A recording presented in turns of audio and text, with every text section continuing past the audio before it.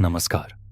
स्वागत है आपका डार्क डायरी में, डर, रहस्य और रोमांच की दुनिया में, जहां हम आपको सुनाते हैं सच्ची घटनाओं से प्रेरित रहस्यमयी और अनसुलझी कहानियां। तो चलिए खोलते हैं डार्क डायरी का एक और पन्ना। सर्दियों की एक धुंधली सुबह थी। नोएडा की गलियों में सफेद कोहरे की चादर फैली हुई थी और हवा में एक अजीब सी सिहरन थी, जैसे कोई छिपकर सब कुछ देख रहा हो, जैसे कोई मौजूद हो लेकिन दिखाई ना देता हो। इसी शहर की एक छोटी सी बस्ती थी, निठारी। वही निठारी जो बाद में एक बेहद खौफनाक नाम बन गया। एक ऐसा नाम जिसने केवल उत्तर प्रदेश या भारत ही नहीं बल्कि पूरी दुनिया को हिलाकर रख दिया। निठारी कभी एक सामान्य सी कॉलोनी थी, तंग गलियों, सस्ते मकानों और मजदूर तबके से भरी हुई, जहां जिंदगी मुश्किल थी मगर चलती रहती थी। बच्चे स्कूल जाते, औरतें चौका बर्तन करती और आदमी रोज की मजदूरी पर निकल जाते थे। लेकिन 2005-2006 के दौरान कुछ ऐसा हुआ जिसने इस कॉलोनी को हमेशा के लिए बदल दिया। शुरुआत उस समय हुई जब एक बच्ची, सीमा, अचानक लापता हो गई। माँ बाप ने समझा शायद कहीं खेलते खेलते निकल गई होगी, शाम तक आ जाएगी। लेकिन वो नहीं आई, न अगले दिन न उसके बाद। धीरे धीरे ऐसी कई और माएं थीं जिनकी गोद सूनी हो गई। महज कुछ महीनों के भीतर दर्जनों बच्चे, खासकर गरीब औरतों के, रहस्यमयी तरह से लापता हो गए। पुलिस ने शुरुआत में इसे गंभीरता से नहीं लिया। गरीबों की सुनता कौन है? मगर फिर एक दिन कुछ बच्चों के कपड़े, उनके जूते और खिलौने एक पुराने नाले से बरामद हुए। और फिर वो क्षण आया जब पुलिस की आंखें खुलीं, जब निठारी के बहुचर्चित D5 मकान से इंसानी हड्डियां और खोपड़ियां मिलने लगीं। उस मकान की दीवारें चुपचाप सब देखती रहीं सालों तक। उस घर के भीतर कुछ था, कुछ इतना हड्डियों को कंपा देने वाला कि जो भी वहां घुसा बेचैन होकर बाहर निकला। केस की तह में जाने पर दो नाम सामने आए, सुरेंद्र कोली और उनके मालिक मोनिंदर सिंह पंढेर। कहा गया कि कोली ही असली गुनहगार था।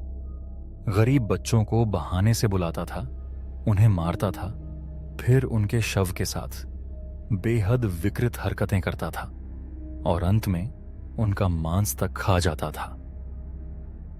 कहते हैं उस घर में अभी भी चीखें गूंजती हैं, बच्चों की, जो आखिरी सांसें लेते हुए दरवाजे को जोर जोर से पीटते थे। उस घर का हर कमरा, हर दीवार, हर कोना इंसानी दर्द और हैवानियत का स्मारक बन चुका था। लोगों ने कहा कि सुरेंद्र कोली मानसिक रोगी था, मगर सवाल यह था कि इतने बच्चों की हत्या करने के बावजूद किसी को कैसे पता नहीं चला? क्या उसकी आत्मा अब भी वहीं है? अब कहानी फिर उस निठारी इलाके की ओर मुड़ती है जहां से सब शुरू हुआ था। अंदर ही अंदर वो गांव फिर से सांसें लेने लगा था, मगर कुछ बदला बदला सा था। उसी D5 मकान के पास खेलते समय बच्चों को अजीब, वो गरीब आवाजें सुनाई देने लगी थीं। किसी को हंसी की, किसी को सिसकियों की। एक औरत ने बताया कि आधी रात को किसी बच्चे की रोती हुई आवाज में मां मां की पुकार सुनाई दी, और जब उसने झांक कर देखा तो सामने कोई नहीं था। एक रिक्शा वाले ने बताया कि एक रात उसे एक बच्ची ने रोका। वो सदमे में थी, उसके कपड़े गंदे थे। उसने कहा, मुझे घर जाना है अंकल। रिक्शा वाला चुपचाप गाड़ी में बिठाकर चला। जब मोड़ पर पहुंचा, बच्ची गायब थी। लोग कहते हैं कि जिन मासूमों को उस घर में मार दिया गया, उनकी आत्माएं चैन से नहीं सो पा रहीं। एक बार एक लड़का, अनीश, जो D5 मकान के पास ही अपने परिवार के साथ रहता था, अपने दोस्तों के साथ छुपम छुपाई खेल रहा था। जैसे ही उसकी बारी आई, वह छिपने के लिए उसी मकान के पीछे वाली गली में घुस गया। उधर अब भी बहुत कम लोग जाते थे। वहां एक टूटी हुई जाली थी जिसके पार मकान का पिछला रास्ता जाता था। अनीश ने सोचा, क्यों ना यहीं छिपा जाऊं। वो रेंगते हुए जाली से अंदर घुसा और पीछे के दरवाजे से मकान में चला गया। वहां सब कुछ वीरान था, मगर दीवारों पर अजीब निशान थे, पंजों जैसे, छोटे हाथों के छाप जैसे चमकती हुई राख से बने हों। अचानक उसने एक हल्की सी पदचाप सुनी। कौन है?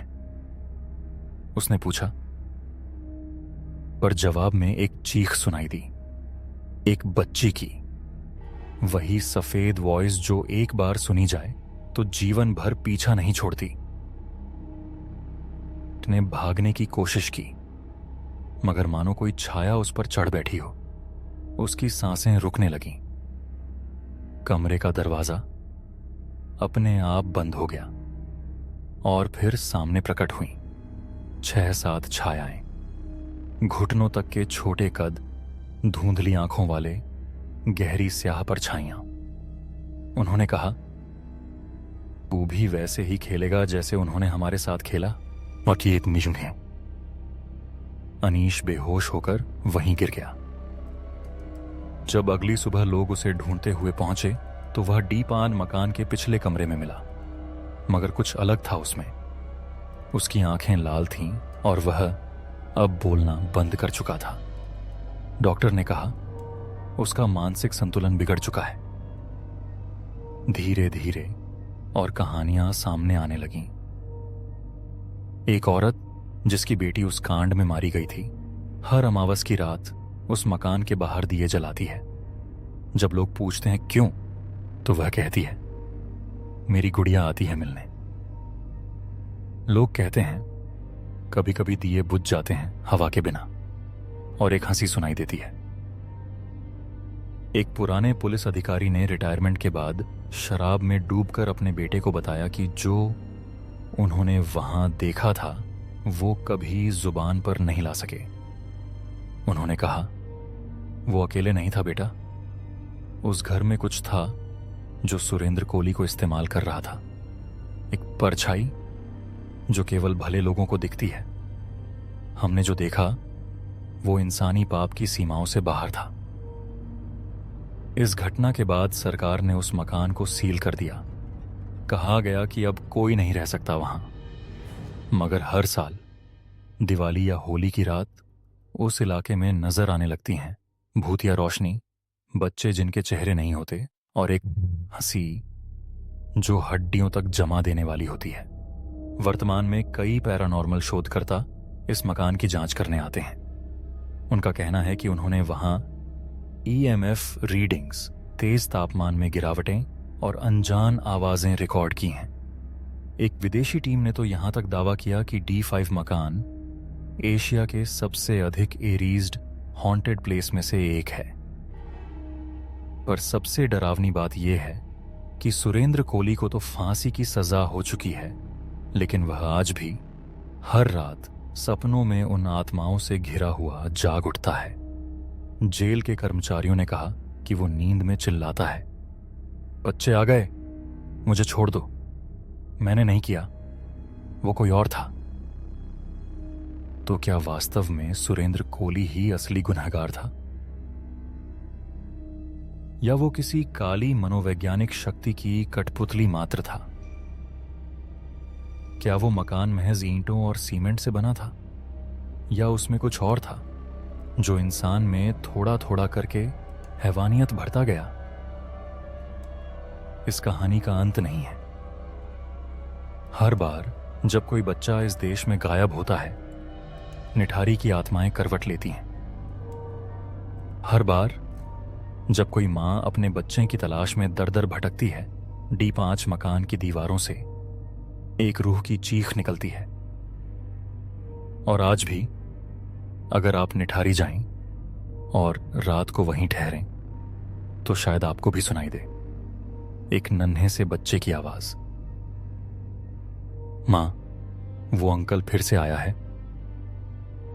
फिर महसूस हो कि कोई आपके बालों को छू रहा है और वो सवाल जाग उठे कि जिन बच्चों की आत्माएं कभी शांति नहीं पाईं, क्या वो अब हमें तलाश रही हैं? क्या वो अब बदला चाहती हैं? या शायद सिर्फ कोई खेलने वाला साथी? तो ये थी आज की कहानी। अगर आपको ये कहानी पसंद आई हो तो लाइक और कमेंट करें, और ऐसी ही कहानियों के लिए डार्क डायरी को सब्सक्राइब करें। मिलते हैं अगली रात एक नए राज और एक नई कहानी के साथ, सिर्फ डार्क डायरी में।